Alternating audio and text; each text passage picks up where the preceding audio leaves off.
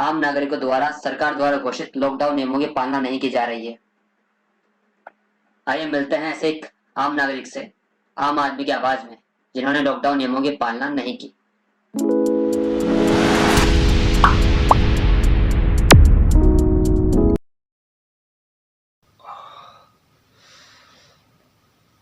जिंदगी ऐसे मोड़ पर ले आई है कि किसी मोड़ तक ओहो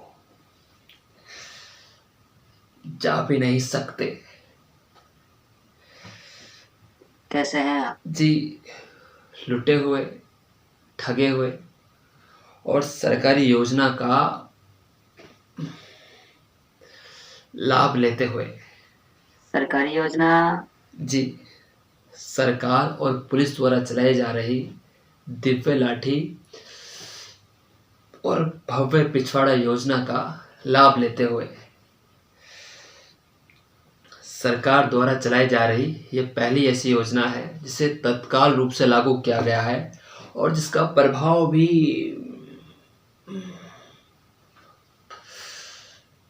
तत्काल रूप से ही पड़ता है।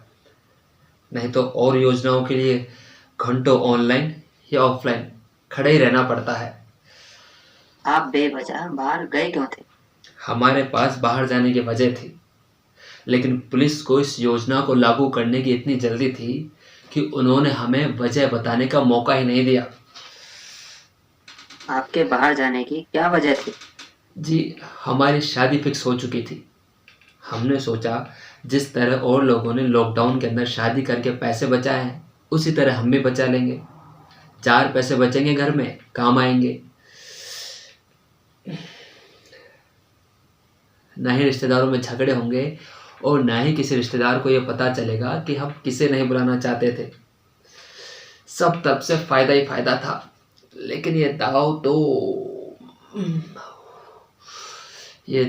तो उल्टा पड़ गया।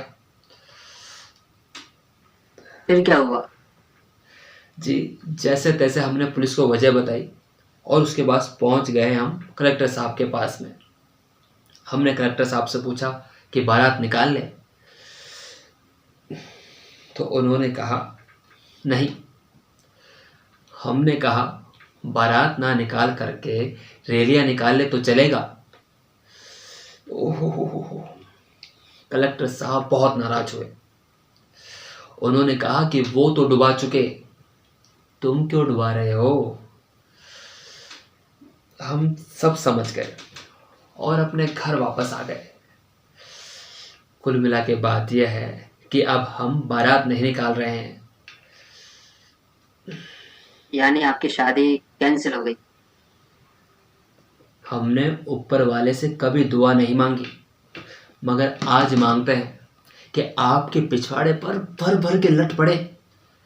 मेरा मतलब ये था कि आपकी शादी पोस्टपोन हो गई। हाँ, ऐसा कह सकते हैं कि हमारी शादी पोस्टपोन हो गई है। बस एक रैलियों वाला मुद्दा छोड़ दे तो सरकार अपने सभी वादों को पूरा करने में कामयाब रही।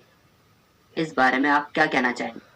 तो सरकार ने इस महामारी के दौर में बेरोजगारी, ऑक्सीजन की कालाबाजारी, लाशों का नदियों में तैरना और हमारी ठुकाई का वादा भी किया था। एक आखिरी सवाल, आप इस महामारी के दौर में सभी राजनीतिक दलों और सरकारों से क्या कहना चाहेंगे?